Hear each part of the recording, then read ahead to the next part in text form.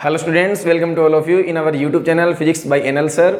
आज के इस वीडियो लेक्चर में हम डिस्कस करने वाले हैं 11th क्लास का फर्स्ट चैप्टर जिसका नाम है फिजिकल वर्ल्ड। इस चैप्टर से भले ही एग्जाम के अंदर क्वेश्चन नहीं पूछे जाते हैं, लेकिन फिर भी इसको पढ़ना बड़ा इंपॉर्टेंट है। उसका रीज़न ये है कि ये चैप्टर ही आपको आइडिया देता है कि आपको फिजिक्स में क्या क्या पढ़ना है, और उसके बेसिस पर आपका जो फिजिक्स से रिलेटेड थोड़ा सा इंटरेस्ट है वो इंक्रीज़ हो जाता है।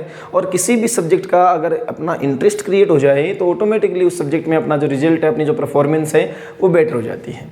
तो इस वीडियो लेक्चर के अंदर अपन लोग सबसे पहले साइंस के बारे में डिस्कस करने वाले हैं, व्हाट इज साइंस। फिर उसके बाद में साइंस के एक ब्रांच फिजिक्स के ऊपर डिस्कशन करेंगे, scope and excitement of physics उसके ऊपर चर्चा करेंगे। उसके बाद में हम ब्रांचेज ऑफ फिजिक्स और fundamental forces, conservation laws, unification, reduction, इन सब टॉपिक्स के ऊपर अपन लोग इस वीडियो लेक्चर के अंदर चर्चा करने वाले हैं। स्टार्ट करते हैं सबसे पहले अपन लोग साइंस से।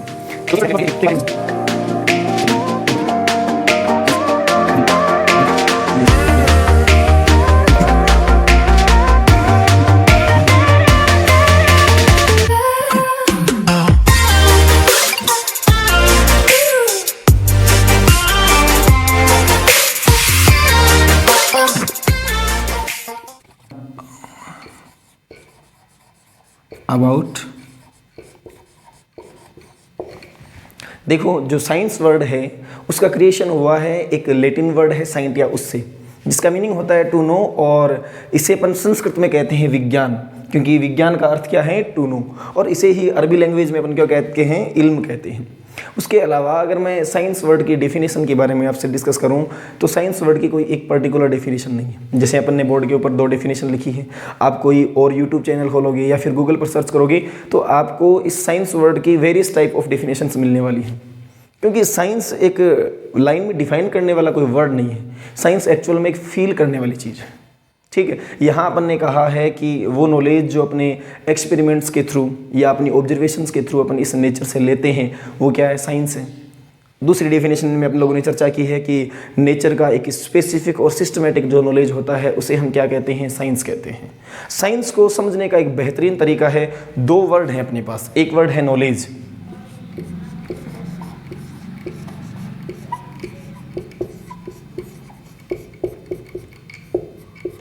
नॉलेज, और दूसरा वर्ड है अपने पास साइंस।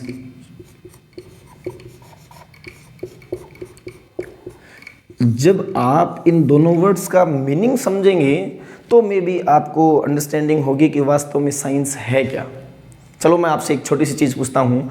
एट प्रेजेंट टाइम में मान लीजिए डे टाइम है, मैं आपसे कहता हूँ कि आफ्टर 12 आवर्स क्या होने वाला है, आप बताओगे नाइट। उसके बाद क्या होने वाला है, आप बताओगे day.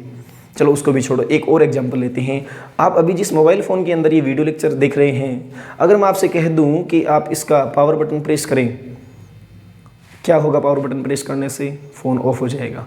Again power button press करने से क्या होगा? फ़ोन ऑन हो जाएगा। आपने एट प्रेजेंट टाइम में क्या इस फ़ोन का पावर बटन प्रेस किया? नहीं किया। फिर भी आपको पता है कि पावर बटन प्रेस करेंगे तो हमारा फ़ोन क्या हो जाएगा? ऑफ हो जाएगा। क्यों? क्योंकि ये जो ट्रुथ है, सत्य है कि बिल्कुल अपन ये ऐसा करेंगे तो फ़ोन ऑफ हो जाएगा।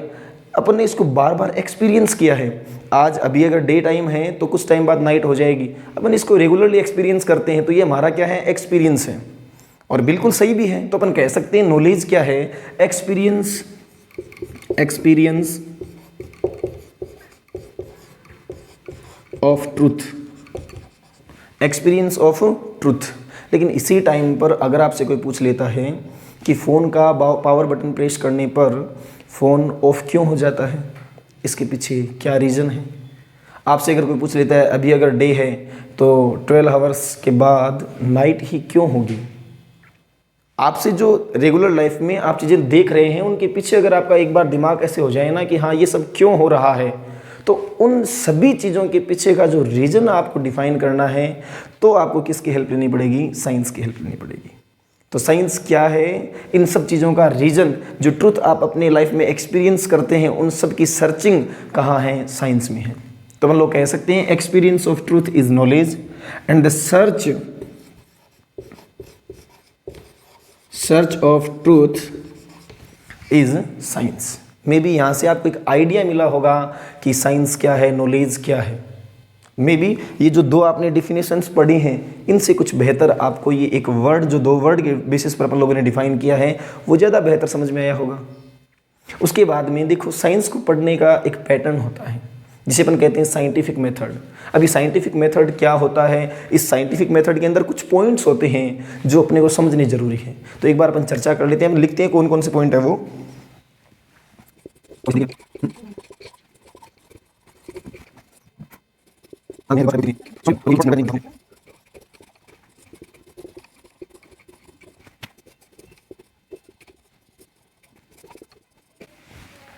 देखो जो साइंटिफिक मेथड है उसके अंदर टोटल 6 पॉइंट हैं। कौन कौन से पॉइंट है इनको एक बार बेहतर तरीके से अपन लोग समझते हैं। सबसे पहला है सिस्टमेटिक ऑब्जर्वेशन। सिस्टमेटिक ऑब्जर्वेशन का मीनिंग क्या है, जैसे अपन घर से बाहर निकलते हैं, अपन ने देखा कि अपने घर के पास में एक बड़ा सा टैंक बना हुआ है और वो कुछ हाइट पर बना हुआ है। आपने सोचा कि इसको हाइट पर क्यों बनाया गया है, तो उसमें पता चला कि इस टैंक की हेल्प से अपने पूरे शहर के अंदर जो वाटर की सप्लाई है वो दी जा रही है। और वो सप्लाई तभी हो सकती है जब टैंक अप हाइट पर हो, थोड़ा सा ऊपर बना हुआ हो। क्यों? क्योंकि हमने यहाँ पर देख रखा है कि जो वाटर का फ्लो होता है वो हमेशा up level to low level की ओर होता है। तो यहाँ से अपन ने देखा कि हाँ वाटर फ्लो कहाँ से हो रहा है, अप लेवल से लो लेवल। आप लोग घर पर आते हैं और इस एक्सपेरिमेंट को बार बार दोहराते हैं। मान लीजिए आपने किसी ट्यूब में पानी डाल लिया और उसके बाद में आपने इस ट्यूब की एक साइड को ऊपर किया तो आपने देखा कि हाँ वाटर फ्लो हो रहा है अप टू लो लेवल, मतलब जो बाहर आपने देखा था वो बिल्कुल सही है। तो आपने घर पर आकर के उसके ऊपर क्या किया, कंट्रोल्ड एक्सपेरिमेंट। ये सेकेंड स्टेप है किसका, साइंटिफिक मेथड का। थर्ड नंबर पर अपन लोगों ने देखा क्वालिटेटिव एंड क्वांटिटेटिव स्टडीज़ का मतलब क्या है कि आप लोगों ने फर्स्ट टाइम ऐसे मान लीजिए 5 सेंटीमीटर इसको अप किया, सेकंड टाइम 10 सेंटीमीटर अप किया, थर्ड टाइम आप लोगों ने 15 सेंटीमीटर इसको अप किया। आपने जब इसकी हाइट जैसे जैसे इंक्रीज़ की तो आप लोगों ने क्या नोटिस किया कि जो वाटर फ्लो की रेट है, जो इसकी वेलोसिटी है वो इंक्रीज हो रही है। तो ये अपना क्या है, क्वालिटेटिव एंड क्वांटिटेटिव रीजनिंग। फिर उसके बाद में लास्ट में अपन लोगों ने ये जो वाटर फ्लो हो रहा है इसकी स्पीड को मेजर करके इसके बेसिस पर हमने बताया कि अगर इतने सेंटीमीटर हाइट है तो वाटर का फ्लो इस रेट से होगा या फिर इस वेलोसिटी से होगा। अगर हाइट को डबल कर दिया जाए तो इसकी वेलोसिटी में डिफरेंस होता है। तो इस बेसिस पर अपन लोगों ने एक मैथमेटिकल फॉर्मूला बना लिया जिसे कहते हैं मैथमेटिकल मॉडलिंग। फिर उसके बाद में अपन लोगों ने कहा कि भाई ये जो वाटर का flow up level to low level होता है इसके पीछे का लॉजिक ये है और इसके अंदर ये वाली फिजिक्स और ये वाली मैथमेटिकल कैलकुलेशन अप्लाई होती है। अब क्या होगा, आपने ये प्रिडिक्शन की है, क्या की है, प्रिडिक्शन। अब इसके बारे में क्या होगा, जांच होगी, रिसर्च, बहुत सारे लोग इसको मिलकर के चेक करेंगे कि आप लोगों ने जो फॉर्मूला बनाया है वो सही है या गलत है। अगर वो उस टाइम पर सही हो जाता है, वेरीफाई हो जाता है तो एक लॉ बन जाता है। जैसे आपको क्या लगता है, ओम्स लॉ है, ओम ने कहीं से नोटबुक से लिखा था क्या कि ओम्स लॉ ये होता है, उसने भी अपनी ऑब्जर्वेशन से किया था। जैसे ग्रेविटेशनल लॉ है वो भी क्या है, एक ऑब्जर्वेशन है। ऑब्जर्वेशन के थ्रू अपन कोई रूल है वो बनाते हैं, कोई प्रिंसिपल है वो बनाते हैं। तो हाँ, अगर लास्ट टाइम पर आपका वेरिफिकेशन ना हो और कोई अगर मिस्टेक निकल जाती है तो आपको फिर से कहाँ जाना पड़ता है, एक जो सिस्टमेटिक ऑब्जर्वेशन है वहाँ पर। तो इसीलिए कहा जाता है कि साइंस की स्टडी होती है वो एक सांप सीढ़ी का गेम है। जैसे आप लोग 98 पर पहुंच करके वापस कहाँ जाते हो, सांप के काटने पर 7 पर। तो ठीक उसी प्रकार से साइंस के अंदर भी अगर आपका फॉर्मूला, आपका लॉ वेरीफाई हो जाता है तब तो ठीक है, अदरवाइज आपको वापस कहाँ आना पड़ेगा, सिस्टमेटिक स्टडी पर। ओके, एक बार आप इसको पॉज करके वीडियो को ये नोट कर लीजिए।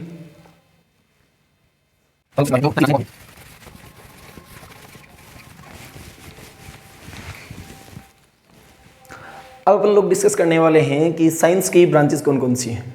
अगर ब्रांचेस के बारे में आपसे पूछा जाए तो आप सिंपली बता सकते हैं सर फिजिक्स, केमिस्ट्री, बायोलॉजी। लेकिन आज अपन थोड़ा सा कुछ डिफरेंट पढ़ने वाले हैं। क्या पढ़ने वाले हैं, ब्रांचेज ऑफ साइंस।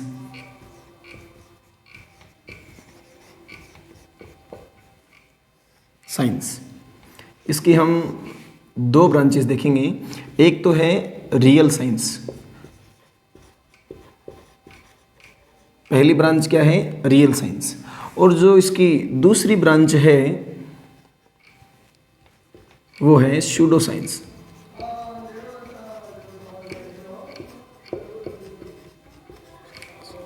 कितनी ब्रांचेस हैं, 2 ब्रांचेस हैं। अब यहाँ से कुछ अलग लग रहा होगा कि ये रियल साइंस, ये सूडो साइंस, ये क्या है, ये कुछ अलग लग रहा है। इसका चलो थोड़ा सा ये कन्फ्यूजन है, इसको थोड़ा और बना करके रखते हैं। जो रियल साइंस है वो बेसिस होती है थ्योरी पर। किस पर बेसिस होती है, थ्योरी पर।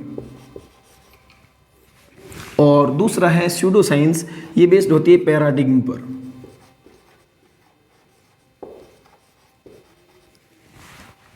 अब ये समझना ज़रूरी है कि थ्योरी क्या है और पैराडिग्म क्या है। तो एक छोटे से एग्जाम्पल से समझते हैं। जैसे मान लीजिए ये मार्कर है मेरे पास, अगर मैं इस मार्कर को फ्रीली छोड़ता हूँ तो ये मार्कर किस तरफ जाने वाला है? सिंपली आपका जवाब आएगा सर नीचे की ओर। अगर इस मार्कर की जगह मैं किसी और ऑब्जेक्ट को ले लेता हूँ और उसको छोड़ता हूँ तो वो किस तरफ जाने वाला है? नीचे की ओर। अगर मेरी जगह आप छोड़ें तो नीचे की ओर।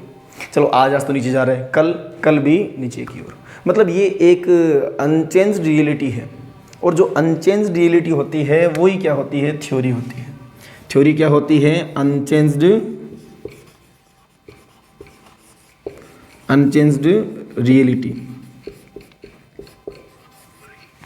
अनचेंज्ड रियलिटी का मतलब मैं क्या बताना चाहता हूँ, जैसे आपने ओम्स लॉ पढ़ा, आपकी जो एल्डर्स हैं उन्होंने भी क्या पढ़ा? Ohm's law. और आपके जो पेरेंट्स हैं उन्होंने भी वही ओम्स लॉ पढ़ा जो आपने पढ़ा है। क्या उसमें कोई चेंजमेंट हुआ? नहीं हुआ। तो इस प्रकार का कोई स्टेटमेंट जिसमें टाइम के साथ, प्लेस के साथ, या ऑब्जेक्ट के साथ, या फिर किसी पर्सन के साथ चेंजमेंट ना हो, उसे हम क्या कहते हैं? थ्योरी कहते हैं। तो थ्योरी में आप बता सकते हैं कि अगर ऑब्जेक्ट के चेंज होने पर भी अगर हमारा सेंटेंस वही रहता है तो वो क्या है? थ्योरी। और इसके अलावा क्या क्या है? प्लेस, टाइम और पर्सन, इन सब के चेंज होने पर भी अगर कोई स्टेटमेंट चेंज ना हो तो वो किस में आता है? थ्योरी की कैटेगरी में आता है। थ्योरी मतलब अनचेंज्ड रियलिटी। और आप अपनी साइंस की बुक में जितने भी प्रिंसिपल्स, जितने भी लॉज वगैरह पढ़ते हैं वो सारे के सारे क्या हैं? थ्योरी है, क्योंकि वो एक अनचेंज्ड रियलिटी है। ऐसा नहीं है आपने पढ़ा तो कुछ और, थोड़े दिन बाद कुछ और। अब बात करते हैं पैराडिग्म क्या है। आपसे मेरा एक छोटा सा क्वेश्चन है, अगर आपका जनरल नॉलेज ठीक हो तो आप मुझे बताइए कि इंडिया में प्रेसिडेंट के जो इलेक्शन होते हैं वो कितने टाइम के बाद होते हैं? आप कहोगे 5 ईयर्स के बाद। ट्रुथ है। अगर मैं आपसे अगला क्वेश्चन पूछता हूँ कि यूएसए में प्रेसिडेंट की जो इलेक्शन है वो कितने टाइम के बाद होते हैं, तो आपका आंसर होगा मे बी 4 ईयर्स। अब देखो, वही प्रेसिडेंट इंडिया में, वही प्रेसिडेंट मान लीजिए यूएसए में, सेम पोस्ट है, लेकिन वहाँ इलेक्शन का टाइम पीरियड कितना है? 4 ईयर्स, और अपने कितना है? 5 ईयर्स। मतलब प्लेस के चेंज होने पर स्टेटमेंट जो है वो बदल गया। रियलिटी है, ऐसा नहीं है कि वो गलत है, रियलिटी है, लेकिन प्लेस के अकॉर्डिंग चेंज हो रही है। तो ऐसी रियलिटी किस में आती है? पैराडिग्म में। यानी हम कह सकते हैं कि चेंजिंग रियलिटी जो होती है वो ही क्या है? पैराडिग्म है। और इस चेंजिंग रियलिटी या पैराडिग्म या स्यूडो साइंस की अगर मैं बात करूं तो वो है सोशल साइंस। अब आपके भी माइंड में आया होगा, हाँ ये तो हमने 10th क्लास में पढ़ा है। 10th क्लास में अपने 2 साइंस चलती है, एक तो साइंस और दूसरी सोशल साइंस। साइंस अपने अलग से चलता है, जो रियल साइंस है वो अपना साइंस का ही पार्ट है, उसी के ऊपर अपन लोग चर्चा करने वाले हैं। और जो स्यूडो साइंस है वो आपकी सोशल साइंस थी, जिसके अंदर आप लोगों ने पॉलिटी पढ़ी होगी, हिस्ट्री पढ़ी होगी, और उसके अलावा जियोग्राफी वगैरह और सब्जेक्ट पढ़े होंगे। और रियल साइंस में वही refraction of light, Ohm's law, current, electricity, ये सारी किस में आती है? अपनी रियल साइंस में आते हैं। अब ये जो रियल साइंस है इसकी भी कुछ ब्रांचेज हैं। अब आप लोग कहोगे सर इसमें तो पता ही है हमें, रियल साइंस के तो फिक्स हैं, 2-3 ही ब्रांच है, एक तो फिजिक्स है, एक केमिस्ट्री, और दूसरी क्या है? तीसरी क्या है? बायोलॉजी है। लेकिन इसकी भी जो ब्रांचेज हैं उनके ऊपर अगर चर्चा करें तो इसकी भी 2 ब्रांचेज हैं। एक है लिविंग साइंस, और दूसरी है नॉन लिविंग साइंस।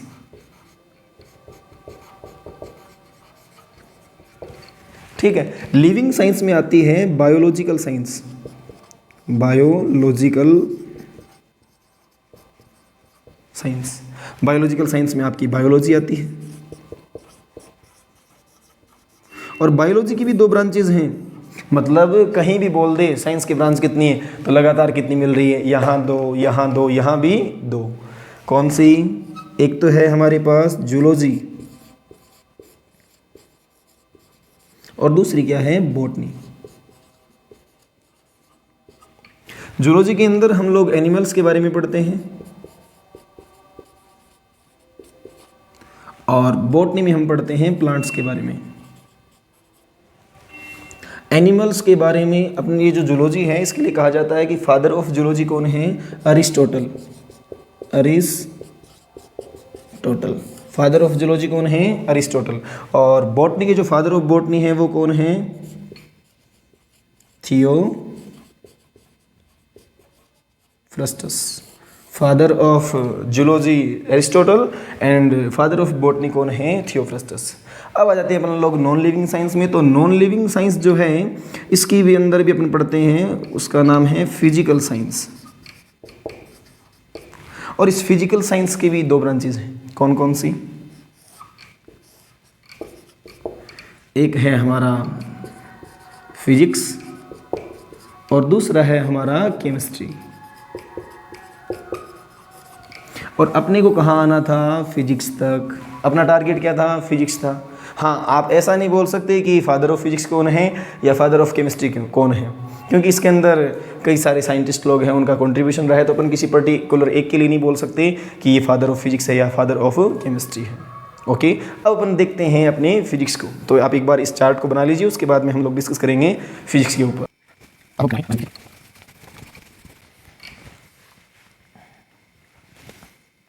अब अपना जो टॉपिक है वो है फिजिक्स। किस टॉपिक पर चर्चा करने वाले हैं अपन लोग? फिजिक्स। ये जो फिजिक्स वर्ड है ये कहाँ से ओरिजिनेट हुआ, इस फिजिक्स वर्ड का मीनिंग क्या है, और अच्छे से फील करेंगे कि एक्चुअल में फिजिक्स है क्या। किसी डेफिनेशन की बात नहीं है, अपना टारगेट ये है कि अपन फील कर लें फिजिक्स क्या है। स्टार्ट करते हैं।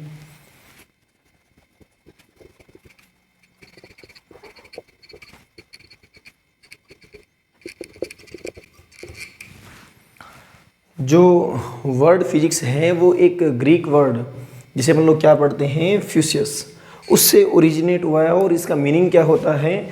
नेचर। और संस्कृत में नेचर को कहा जाता है भौतिकी, इसीलिए अपन लोग पढ़ते हैं इसको भौतिक विज्ञान।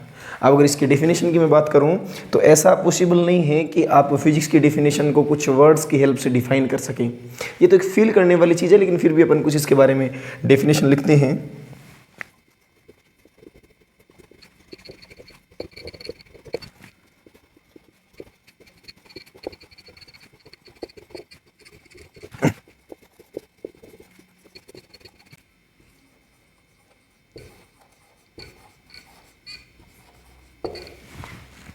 हमने यहाँ फिजिक्स की दो डेफिनेशन लिखी है।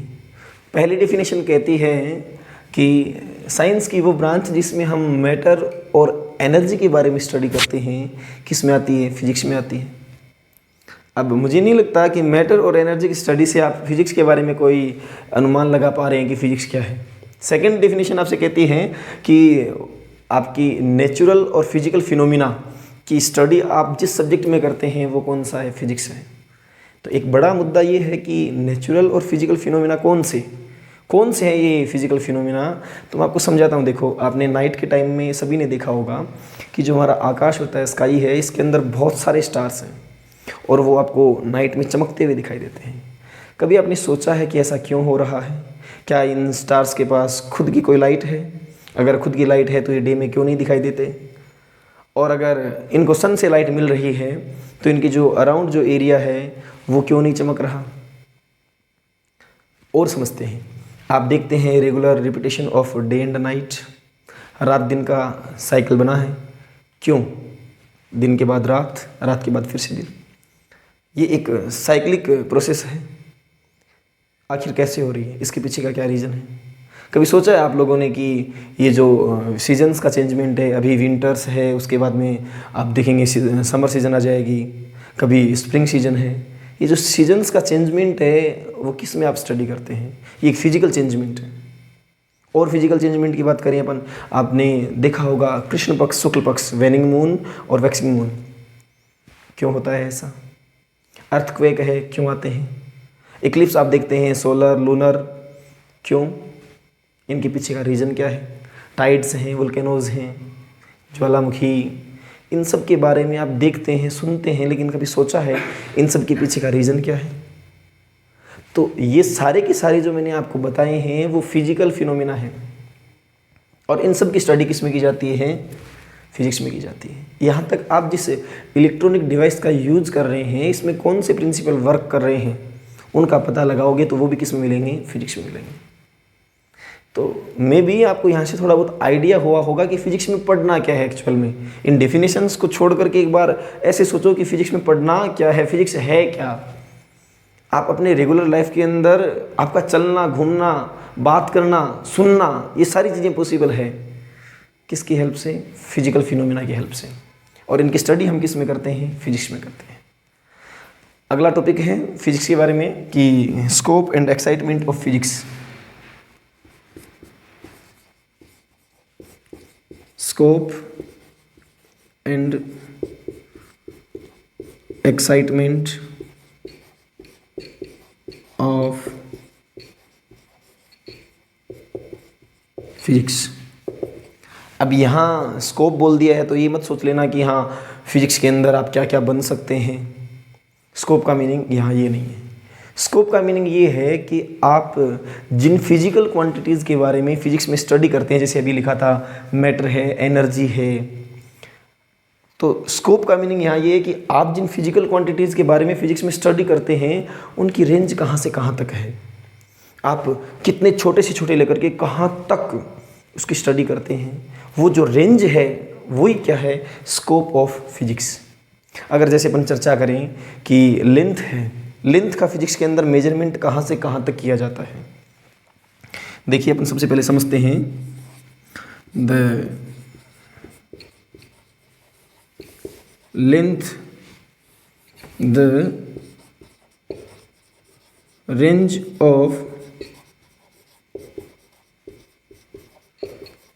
लेंथ स्केल की अगर अपन लोग चर्चा करें तो फिजिक्स के अंदर 10⁻⁻15 मीटर साइज से लेकर के 10⁻26 मीटर की जो लेंथ है उसके बारे में स्टडी की जाती है। अब 10⁻15 मीटर क्या है? एक न्यूक्लियस का जो नाभिक है उसकी रेडियस कितनी है? 10⁻15 मीटर।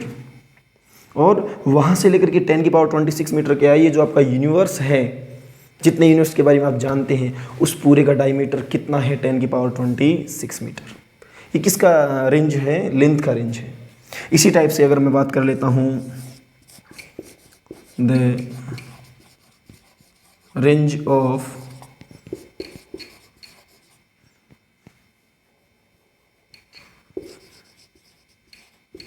मास स्केल, तो मास के बारे में चर्चा करें तो 10⁻³ किलोग्राम से लेकर के 10⁻⁵55 किलोग्राम के ऊपर आप फिजिक्स के अंदर डिस्कशन करते हैं। अब 10⁻³ किलोग्राम किसका मास है? अप्रोक्सीमेट मास किसका है? इलेक्ट्रॉन का। तो आप इलेक्ट्रॉन के मास से लेकर के ये जो एंटायर जितना भी यूनिवर्स है उसका जो मास है उसके बारे में आप लोग किस में चर्चा करते हैं? फिजिक्स में चर्चा करते हैं। अगर मैं टाइम स्केल की बात करूं तो टाइम स्केल के लिए जो वैल्यूज़ हैं वो हैं the range of time scale 10⁻⁻22 seconds से लेकर के 10⁻18 सेकेंड। यानी फिजिक्स के अंदर आप अगर टाइम की स्केल की बात करें तो 10⁻22 सेकेंड्स का मीनिंग समझ रहे हैं आप लोग? कोई अनस्टेबल पार्टिकल जो होता है उसका लाइफ टाइम कितना होता है? 10⁻22 सेकेंड्स। वहाँ से लेकर के अपना जो यूनिवर्स है इसका जो लाइफ टाइम है वो बताया जाता है अप्रोक्स 10⁻18 सेकेंड। यहाँ तक का जो कंप्लीट स्टडी है वो आप किस में करते हैं? फिजिक्स में करते हैं। अब आप इनसे देख करके समझ सकते हैं कि हमारा जो फिजिक्स है उसका एक माइक्रोस्कोपिक लेवल है और एक मैक्रोस्कोपिक लेवल है। इस बेसिस पर फिजिक्स की जो स्टडी है उसको भी 2 पार्ट्स में डिवाइड कर दिया गया है, एक माइक्रोस्कोपिक फिजिक्स और सेकंड क्या है? Macroscopic physics. इसके ऊपर अपन थोड़ी देर में चर्चा करने वाले हैं। अगला टॉपिक अपना यही है। अब आप इसको देख करके कह सकते हैं कि वास्तव में जो फिजिक्स का स्कोप है उसका एक लार्ज रेंज है, नॉर्मल रेंज नहीं, एक लार्ज रेंज है। अब लिख सकते हैं द स्कोप ऑफ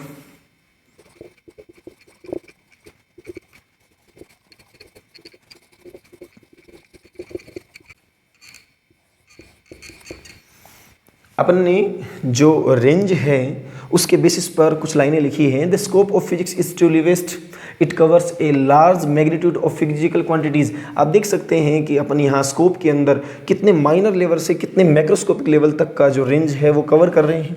तो ये तो बातें हो गई स्कोप ऑफ फिजिक्स की। इसके बेसिस पर हम लोग फिजिक्स के 2 पार्ट्स में भी डिवाइड करेंगे और उनके ऊपर भी स्टडी करेंगे। अभी एक बार अपन समझ लेते हैं what is the excitement of physics. Excitement क्या है फिजिक्स का?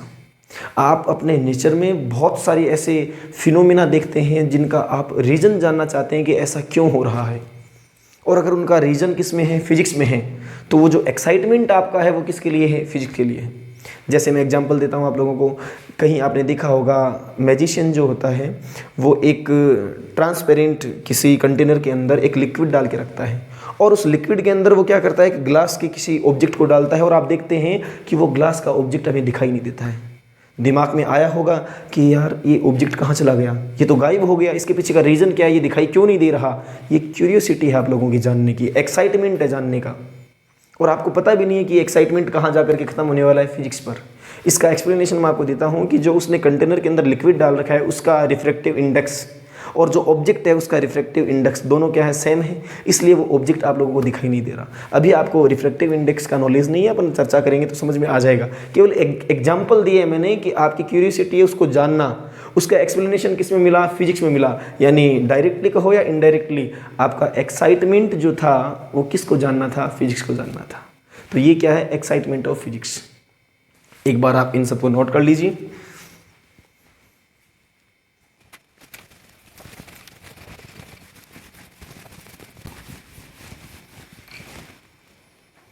अब हम लोग डिस्कस करने वाले हैं कि फिजिक्स की ब्रांचेस कौन कौन सी हैं। अभी अभी अपन लोगों ने देखा था स्कोप में कि हम एक तरफ फिजिक्स के अंदर बहुत ही माइक्रोस्कोपिक लेवल की स्टडी करते हैं, तो दूसरी तरफ एक बहुत ही बड़ा मैक्रोस्कोपिक लेवल है, उसके बारे में अपन लोग डिस्कस करते हैं। तो इस बेसिस पर हम लोग फिजिक्स की दो ब्रांचेज हैं वो डिवाइड करते हैं।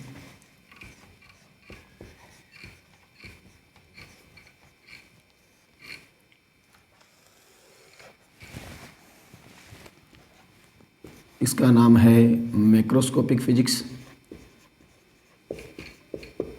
या इसे अपन लोग बोलते हैं प्री 1900 फिजिक्स।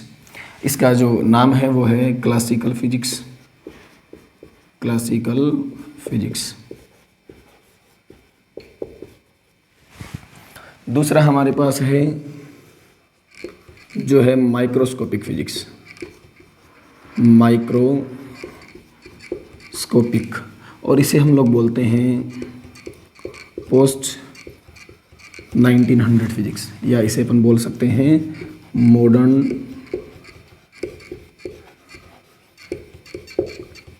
फिजिक्स। अब फर्स्ट ऑफ ऑल अपन इन दोनों में डिफरेंस देखते हैं कि जो मैक्रोस्कोपिक फिजिक्स है वो क्या है और माइक्रोस्कोपिक फिजिक्स क्या है।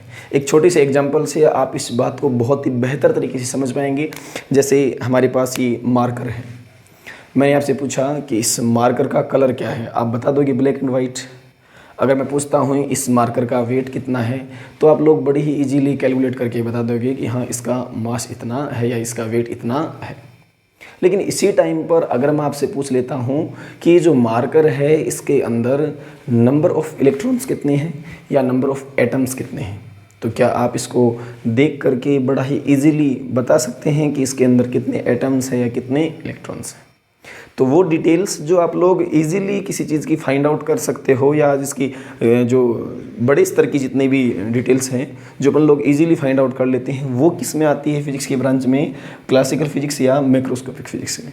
और जो इसकी माइक्रोस्कोपिक लेवल की जो छोटी जानकारियां हैं जिनकी ऑब्जर्वेशन अपन लोग अचानक से तुरंत नहीं कर सकते हैं, वो किस में आती है, माइक्रोस्कोपिक फिजिक्स में आती है। हालांकि इसके अलावा एक और ब्रांच डिस्कस करेंगे अपन लोग जिसको बोलते हैं मीजोस्कोपिक फिजिक्स, मीजोस्कोपिक।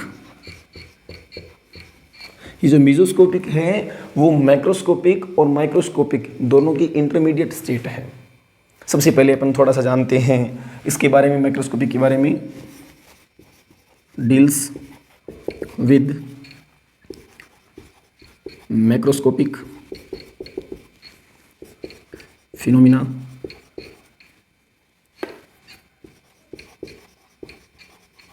और जो माइक्रोस्कोपिक है उसका सिंपल लिख देंगे डील्स विद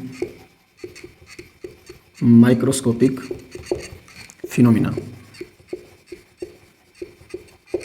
और रही बात मेसोस्कोपिक की, इसके लिए अपन लोग लिख देंगे कि intermediate between macroscopic and microscopic deals with a few 10 to 100 of atoms.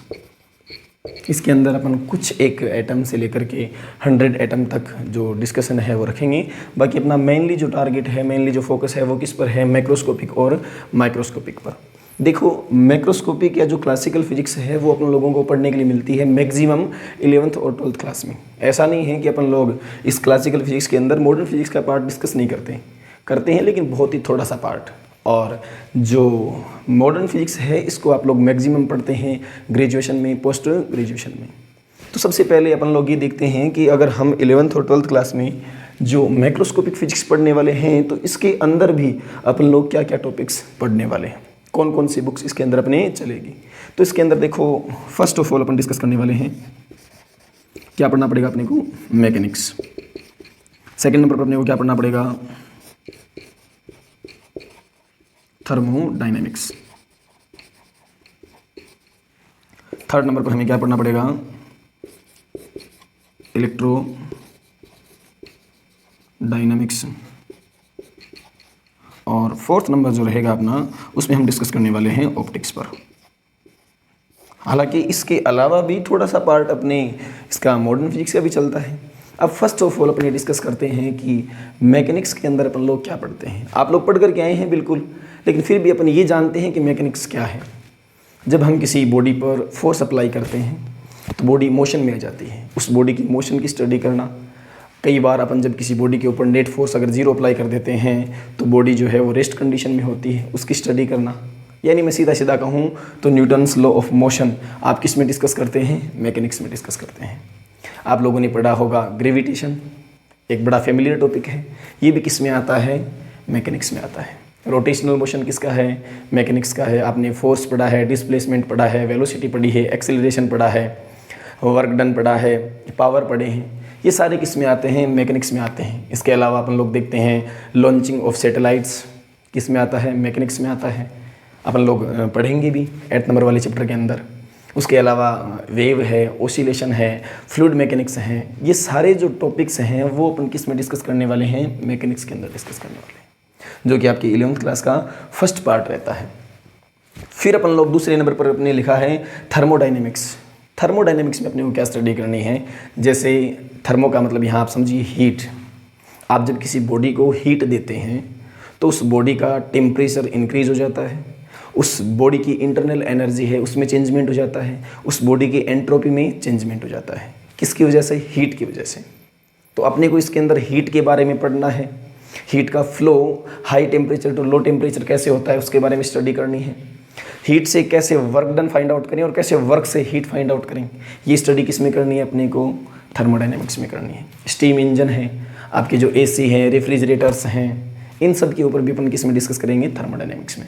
उसके अलावा आपने जो थर्मोडायनेमिक्स के लॉज हैं उनके ऊपर चर्चा की है, वो भी किस में देखेंगे अपन लोग, थर्मोडायनेमिक्स में।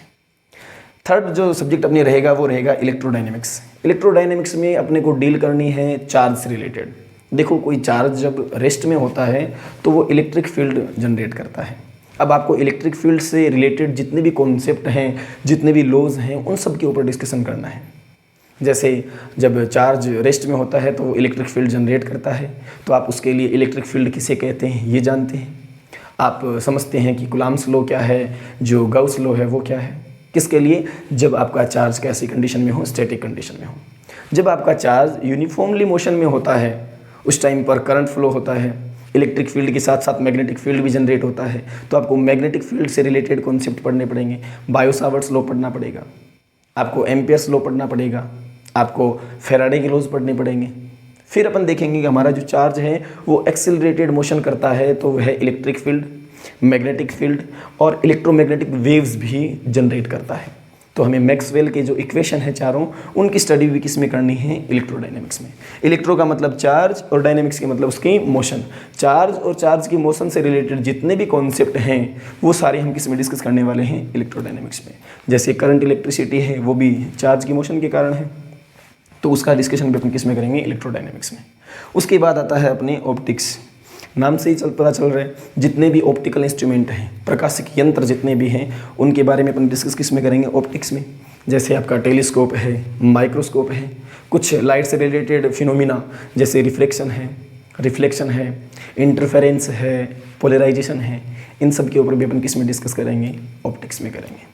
तो लाइट से रिलेटेड जितनी भी फिनोमिना हैं उन सब के ऊपर अपने को डिस्कस करना है ऑप्टिक्स में। और अब चर्चा करते हैं वो पार्ट जो आपके मॉडर्न फिजिक्स का चलता है। उसमें देखो, एक तो है एटम की स्टडी, एक है न्यूक्लियस की स्टडी, और एक है सेमीकंडक्टर।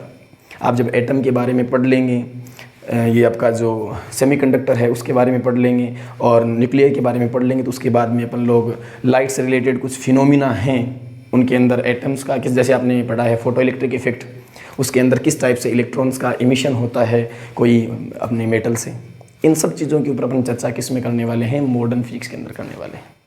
ठीक है, ये तो बात हो गई अपने जो 11th और 12th क्लास में अपने को डिस्कस करना है उसके बारे में। अब अपन ये जान लेते हैं थोड़ा सा कि जो माइक्रोस्कोपिक फिजिक्स है इसके अंदर हम लोग कौन कौन से सब्जेक्ट पढ़ते हैं। देखो, इसके अंदर बहुत सारे सब्जेक्ट हैं, मैं सभी का तो क्या एक्सप्लेनेशन दूँ। जैसे आप लोगों ने नाम सुना होगा रिलेटिविटी में अपन लोग क्या देखते हैं कि वे ऑब्जेक्ट जिनकी वेलोसिटी लाइट की वेलोसिटी के अप्रोक्सीमेट होती है, उनकी स्टडी अपन किस में करते हैं, रिलेटिविटी में करते हैं।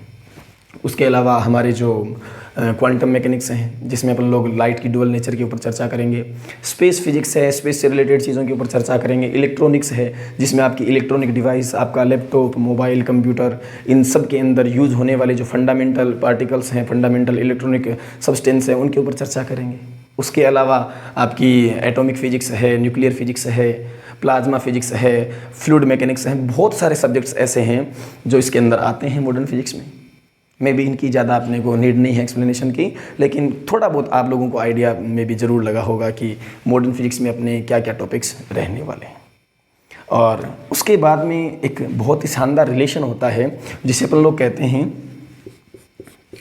अपनी सोसाइटी के साथ फिजिक्स की बॉन्डिंग कैसी है, टेक्नोलॉजी के साथ फिजिक्स की बॉन्डिंग कैसी है, उस पर एक टॉपिक चलता है अपने physics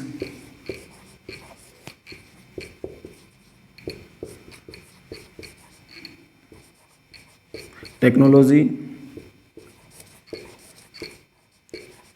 and society. Upon discuss करने वाले हैं कि फिजिक्स, टेक्नोलॉजी और सोसाइटी एक दूसरे के साथ किस तरह से कनेक्टेड हैं। तो अपन कहते हैं इसमें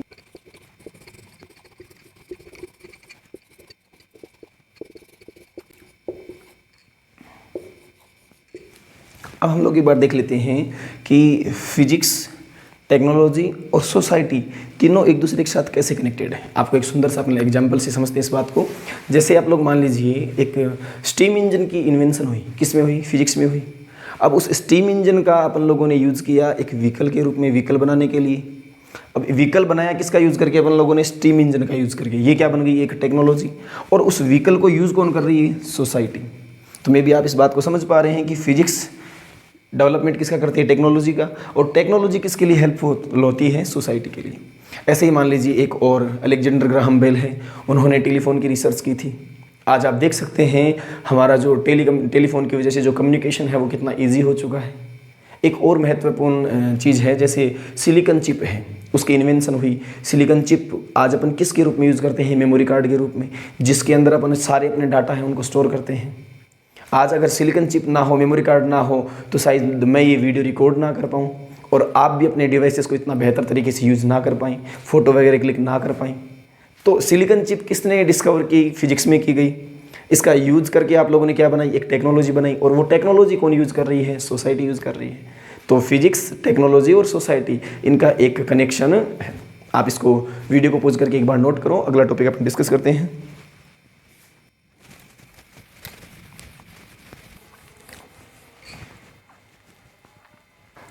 अब हम लोग एक इम्पोर्टेंट टॉपिक है उसके ऊपर डिस्कस करने वाले हैं, जिसका नाम है फंडामेंटल फोर्सेस ऑफ नेचर। देखते हैं क्या होते हैं fundamental forces of nature. Heading है अपनी फंडामेंटल फोर्सेस ऑफ नेचर। अपनी इसमें लिख सकते हैं there are four fundamental forces in nature that cause of all other forces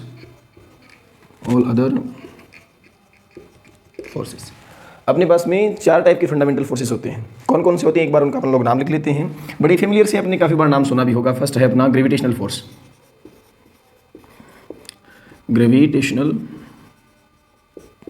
force, second है अपने पास में weak nuclear force, third number पर है इलेक्ट्रोमैग्नेटिक फोर्स, और फोर्थ नंबर पर है लास्ट में स्ट्रॉन्ग न्यूक्लियर फोर्स। अपन ने कहा है कि नेचर में 4 ऐसे फंडामेंटल फोर्सेस हैं जो जितने भी और फोर्सेस हैं उन सभी का रीजन है, या फिर उन पर बेसिस ही सारे के सारे फोर्सेस होते हैं। जैसे अपन ने कहा कि इन फंडामेंटल फोर्सेस के अलावा अपन लोग पढ़ते हैं tension force, spring force, restoring force. अब अगर और टाइप के फोर्सेस भी पढ़ते हैं तो फंडामेंटल फोर्सेस ओनली 4 ही कैसे हैं, इस बात को अपन एक एग्जाम्पल के थ्रू बहुत अच्छे से समझ सकते हैं।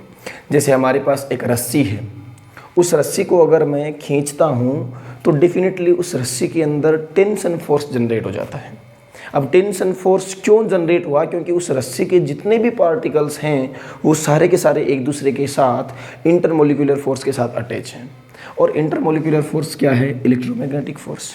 तो आपने देखा कि टेंशन फोर्स है, उसकी जब अपन ने डीप स्टडी की तो उसके पीछे हमें कौन सा फोर्स मिला? Electromagnetic force.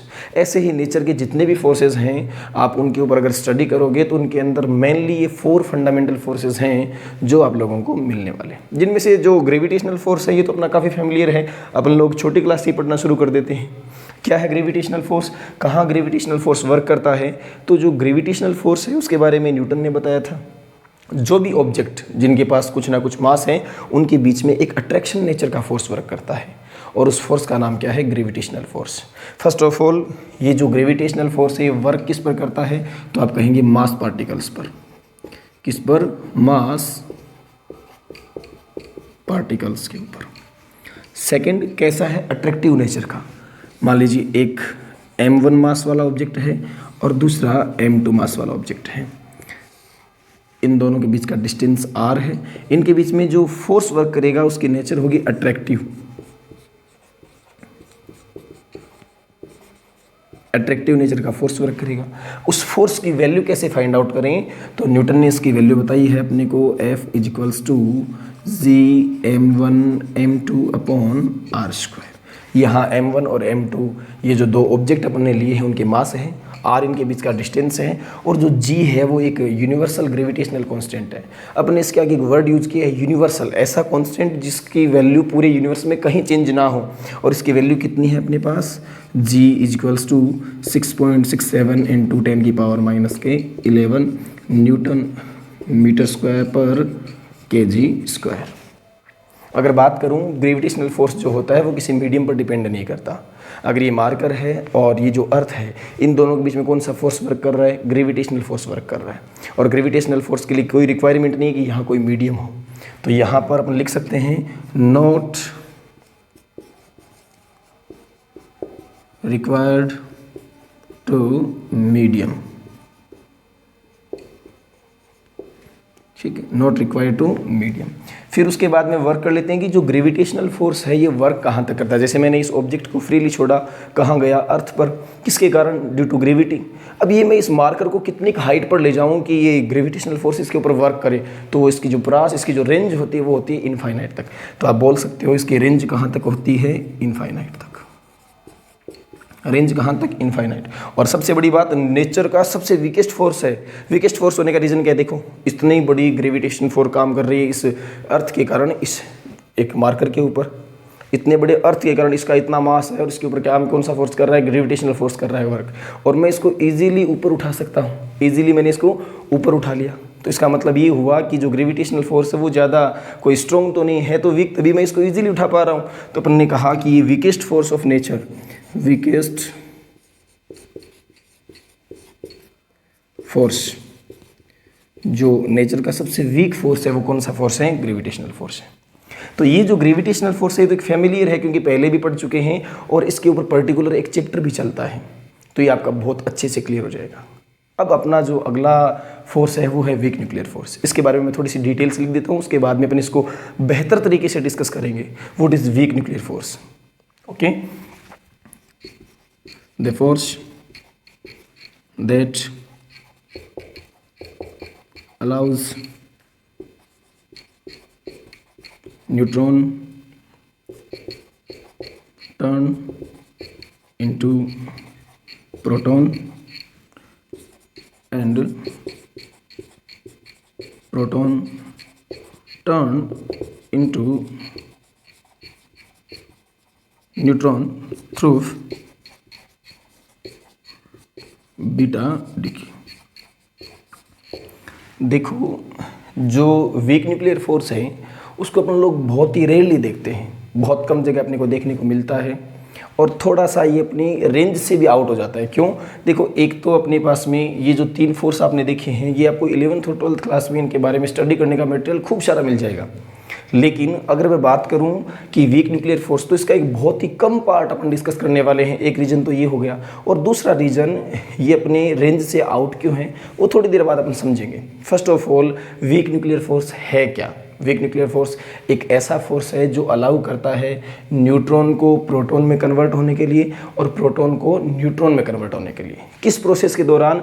बीटा डिके के दौरान। यानी बीटा डिके के दौरान एक न्यूट्रॉन अगर प्रोटॉन में बदलना चाहे तो इजीली बदल सकता है। किसकी हेल्प से? वीक न्यूक्लियर फोर्स की हेल्प से। तो अपन सबसे पहले तो ये डिस्कस करते हैं कि बीटा डिके क्यों क्या है, और अगर बीटा डिके है तो इसके अंदर न्यूट्रॉन प्रोटॉन में या प्रोटॉन न्यूट्रॉन में कन्वर्ट होना क्यों चाहता है। इसका एक मैं थोड़ा सा आपको एग्जांपल देता हूँ। देखो क्या होता है, कुछ ऐसे एटम्स जिनके जो एटॉमिक नंबर हैं वो 83 से अबव हैं।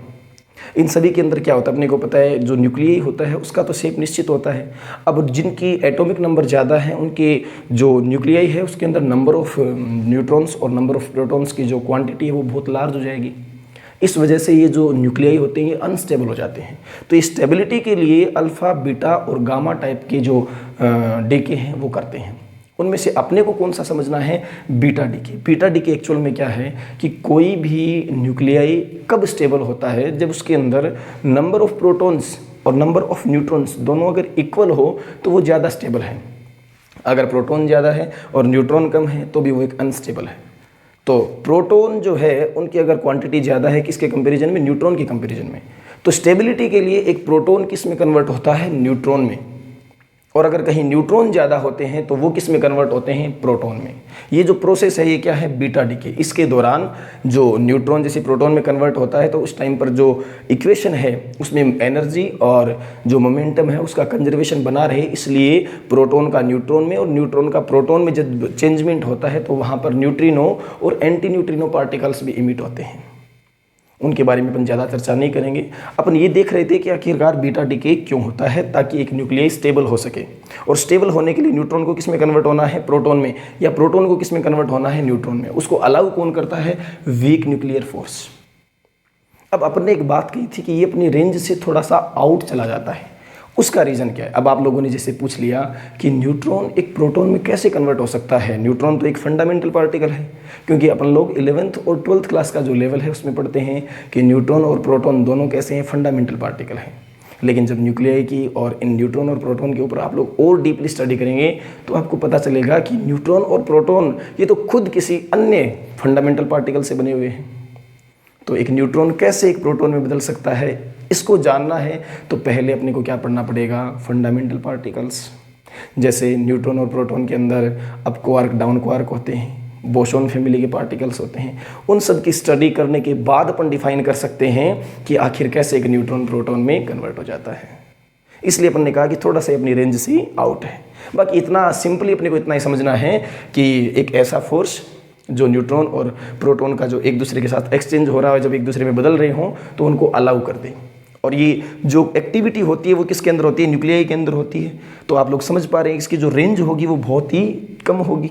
तो आप लिख सकते हैं short range approx 10⁻⁻18 metre.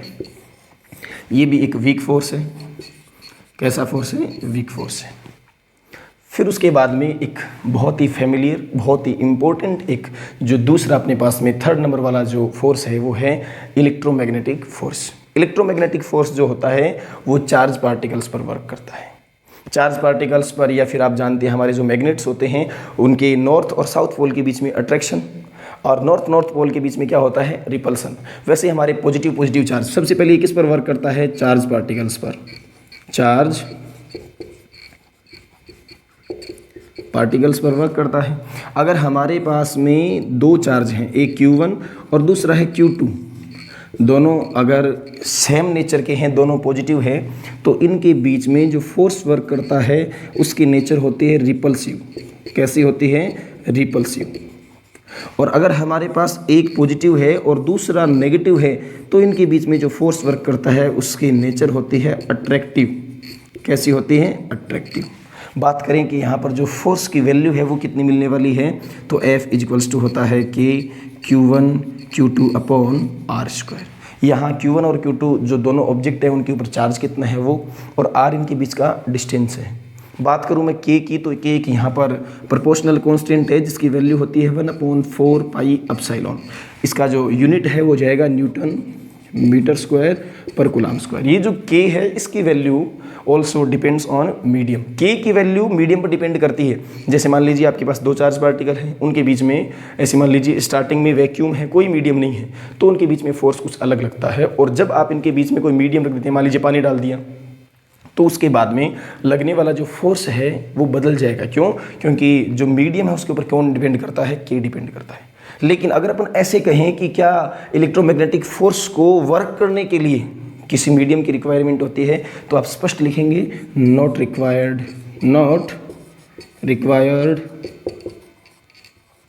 Medium. अगर बात कर लेते हैं इसकी रेंज की, तो इसकी भी रेंज फुल्ली होती है, वो कितनी है? इनफाइनाइट। तो ये अपना है इलेक्ट्रोमैग्नेटिक फोर्स। उसके बाद में अपना लास्ट वन है वो क्या है? Strong nuclear force.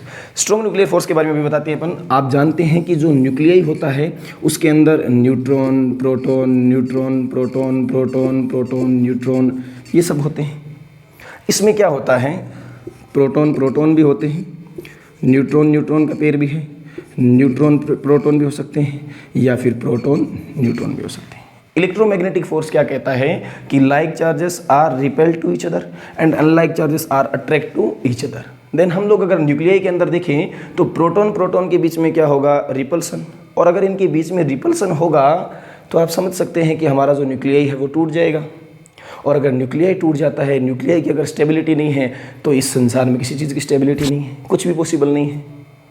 तो यहाँ पर डिफाइन किया गया कि न्यूक्लियस जो होता है न्यूक्लियाई, इसके अंदर एक डिफरेंट फोर्स वर्क करता है और उस फोर्स का नाम क्या है? Strong nuclear force.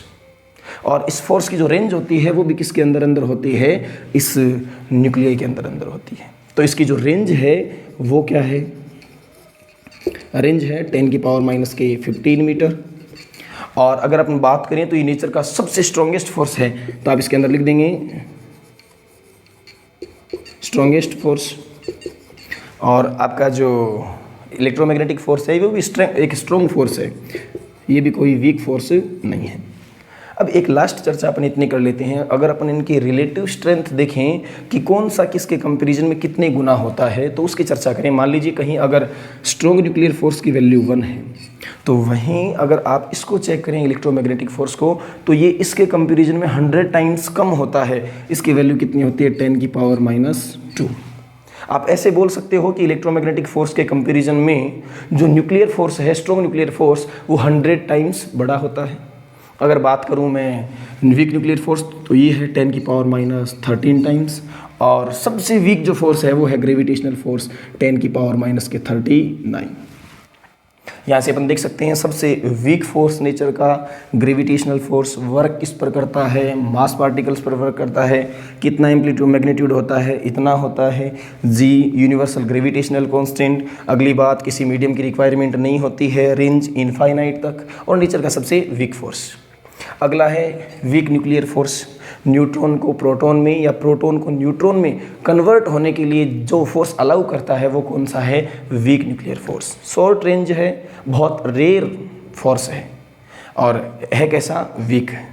इसकी स्ट्रेंथ अगर अपन देखें तो जो ग्रेविटेशनल है उसके कंपेरिजन में 10⁻26 टाइम्स ग्रेटर देन है। अगला है अपने पास में इलेक्ट्रोमैग्नेटिक फोर्स। वर्क किस पर करता है, चार्ज पार्टिकल्स पर वर्क करता है। नेचर अट्रैक्शन और रिपल्सन दोनों की होती है। और फॉर्मूला F=K Q1 Q2 अपना R²। K की वैल्यू मीडियम पर डिपेंड करती है और इसको वर्क करने के लिए किसी मीडियम की वैसे रिक्वायरमेंट नहीं होती। रेंज इसकी भी कहाँ तक होती है, इनफाइनाइट तक, और नेचर का एक स्ट्रॉन्ग फोर्स है। अगला कौन सा है, strong nuclear force, only 4 nuclei के अंदर वर्क करता है। अब आपके माइंड में ये आ रहा होगा कि प्रोटॉन प्रोटॉन कैसे एक दूसरे के साथ जुड़ सकते हैं, क्या रीज़न है इसके पीछे। तो इसके लिए भी आप लोगों को प्रोटॉन और न्यूट्रॉन जिन फंडामेंटल पार्टिकल से मिलकर के बने हुए उनका नॉलेज होना ज़रूरी है। अगर आपको उनका नॉलेज होता है तो आप बेहद आसानी से समझ सकते हैं। ये अपने थोड़ा सा जब आगे की क्लासेज में अपन लोग पढ़ेंगे तो बड़ा ईजीली अपने को समझ में आ जाएगा। ये है अपने नेचर के फंडामेंटल फोर्सेस। फंडामेंटल फोर्सेस वो जिनकी हेल्प से सारे के सारे फोर्स हैं उनको जनरेट किया जा सकता है। एक बार आप वीडियो को पॉज कीजिए और इसे नोट कीजिए। अगला टॉपिक शुरू करते हैं।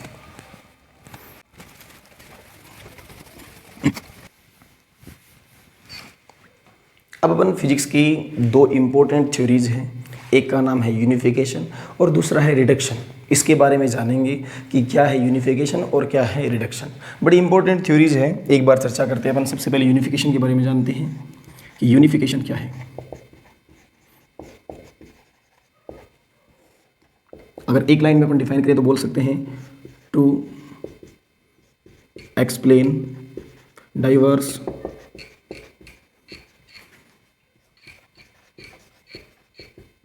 physical phenomena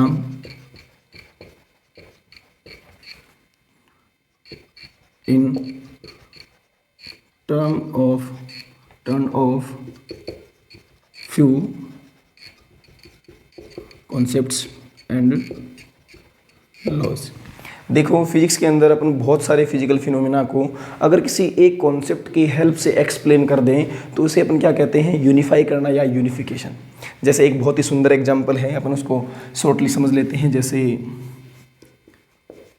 free fall of object, कोई भी ऑब्जेक्ट है वो उसको अगर फ्रीली छोड़ा जाता है उसके बारे में चर्चा कर रहे हैं। मोशन ऑफ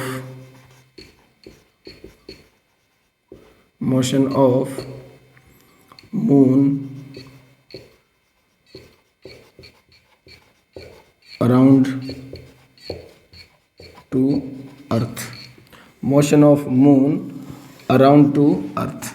अगला है motion of planets around to sun. 3 physical phenomena अपन लोग देख पा रहे हैं। फर्स्ट, किसी ऑब्जेक्ट को जब फ्रीली छोड़ा जाता है तो ये डाउनवर्ड डायरेक्शन में जाता है। इसके पीछे का रीजन अगर आपसे कोई पूछ लेता है तो आप क्या बताओगे, ग्रेविटी। अगर आपसे कोई पूछ लेता है कि जो मून है वो अर्थ की एक निश्चित ऑर्बिट में मोशन क्यों करता है, रीजन ग्रेविटी। और प्लैनेट्स की मोशन का रीजन भी क्या है, ग्रेविटी है। तो यहाँ से अपन इन 3 अलग अलग फिजिकल फिनोमिना को केवल एक कॉन्सेप्ट की हेल्प से एक्सप्लेन कर पा रहे हैं और वो कॉन्सेप्ट क्या है अपना, law of gravity. Law of gravity, एक लॉ ऑफ ग्रेविटी की हेल्प से अपन ने इन तीनों फिजिकल फिनोमिना को एक्सप्लेन कर दिया या फिर इन तीनों को एक साथ यूनिफाई या इनका यूनिफिकेशन कर दिया। ये क्या कहलाता है फिजिक्स में, यूनिफिकेशन। अब हम चर्चा करते हैं रिडक्शन के ऊपर। सेकंड इंपॉर्टेंट पॉइंट है जिसका नाम है रिडक्शन। रिडक्शन क्या है, a complex system convert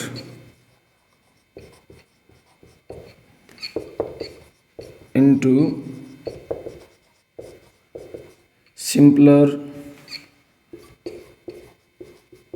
parts। अगर आपके पास में कोई कॉम्प्लेक्स सिस्टम है और उसको अगर आप छोटे छोटे पार्ट्स में डिवाइड कर लेते हैं तो ये डिवाइड करना क्या कहलाता है, रिडक्शन। अपन रिडक्शन क्यों करें, ज़रूरत क्या है रिडक्शन की, इसका एक एग्जांपल लेते हैं। मान लीजिए आपका फ़ोन है, ये अगर ख़राब हो जाता है, इसमें कोई मिस्टेक हो जाती है, तो आप इसे शॉपकीपर के पास लेकर के जाते हैं, तो क्या वो आपका फ़ोन चेंज करके दे देता है या फिर इसके अंदर जो मिस्टेक है उसको सही करके देता है? आपका जवाब आएगा कि इसके अंदर जो मिस्टेक है उसको सही करके देगा। अब ये तो एक कॉम्प्लेक्स सिस्टम है, इसके अंदर बहुत सारे छोटे छोटे पार्ट्स हैं, जैसे इसका चार्जिंग पोर्ट है, कैमरा है, बैटरी है, डिस्प्ले है, कॉम्बो है। तो फिर वो इस कॉम्प्लेक्स सिस्टम को कैसे सही करके दे सकता है? वो तो चेंज ही करके देगा। वो चेंज न करके देकर आपको इसका पार्ट चेंज करके देगा। उसका रीज़न क्या है कि उसको इसके रिडक्शन के बारे में नॉलेज है। रिडक्शन का मतलब क्या है? इसके छोटे छोटे पार्ट्स को उसने अलग अलग स्टडी किया है, इनकी अलग अलग वर्किंग इसे पता है कि इस चीज़ में ये डिफ़ॉल्ट हो जाए तो ये इस टाइप से वर्क नहीं करता है। तो उसने फ़ोन के जितने भी पार्ट्स हैं उनको रिडक्शन यानी छोटे छोटे पार्ट्स में अलग अलग डिवाइड करके सबका नॉलेज ले रखा है, इसलिए वो आपके फ़ोन को बड़ा इजीली रिपेयर करके दे देता है।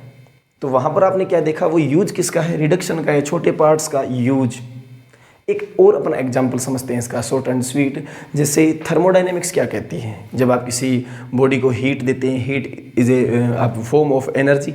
जब आप किसी बॉडी को हीट देते हैं तो उस बॉडी का टेम्परेचर जो होता है वो इंक्रीज हो जाता है। ऐसा आप थर्मोडाइनमिक्स में पढ़ते हैं।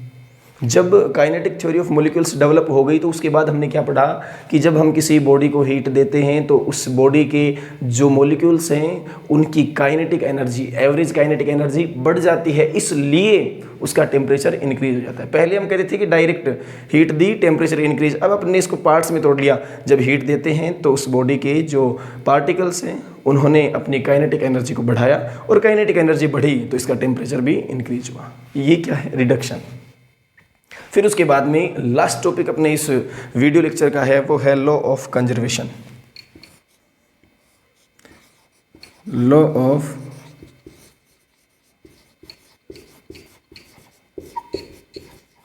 कंजर्वेशन आपने पढ़ा होगा। एनर्जी कंजर्वेशन लॉ आपने पढ़ा होगा, मास कंजर्वेशन लॉ आपने पढ़ा होगा, मोमेंटम कंजर्वेशन लॉ। ये लॉज कैसे बनते हैं, यानी कंजर्वेशन का लॉ अपन लोग किस प्रकार से डिफाइन करते हैं? तो इसका एक मैं अगर थ्योरेटिकली बताऊं तो आप कोई भी फिजिकल फिनोमेना देखते हो तो वो बहुत सारे फोर्सेस के द्वारा कंट्रोल किया जाता है। कोई भी काम होता है तो बहुत सारे फोर्सेस की हेल्प से कंप्लीट होता है। अगर वो प्रोसेस कंप्लीट हो जाती है, कोई वर्क कंप्लीट हो जाता है, तो उसके अंदर बहुत सारी चीज़ें ऐसी हैं जिनके ऊपर जो बाहर से अपने फोर्स अप्लाई किया उनमें चेंजमेंट हो जाता है, और कुछ चीज़ें ऐसी भी होती है जिनमें ये जो अप्लाई की गई फोर्स है इनकी वजह से कोई चेंजमेंट नहीं होता।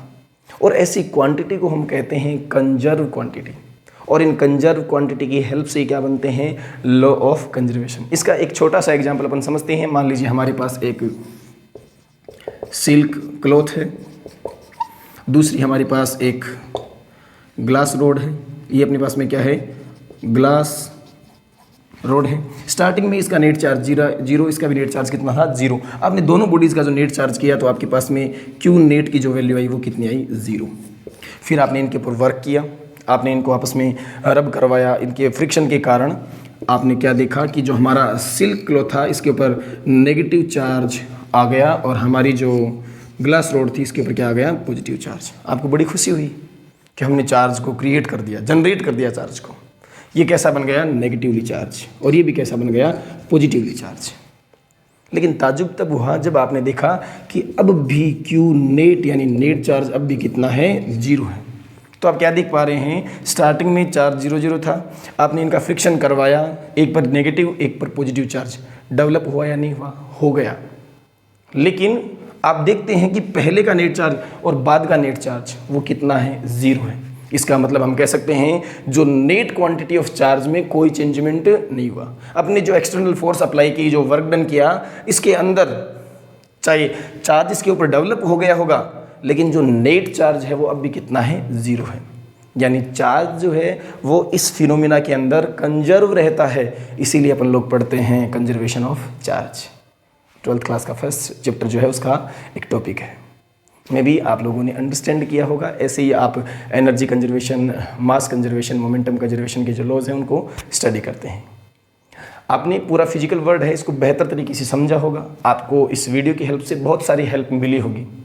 और अब मैं आपसे केवल एक ही रिक्वेस्ट करूंगा कि आपके जैसे पढ़ने वाले जो बच्चे हैं उन तक इस वीडियो को शेयर ज़रूर करें, अगर आपको अच्छा लगा हो तो इसे लाइक करें और आगे की जो वीडियोस हैं वो आपको कंटिन्यूसली मिलते रहें और करंटली आपको मिल जाए, इसलिए आप लोग इस यूट्यूब चैनल को सब्सक्राइब और जो बेल आइकन है उसको भी प्रेस कर लीजिए।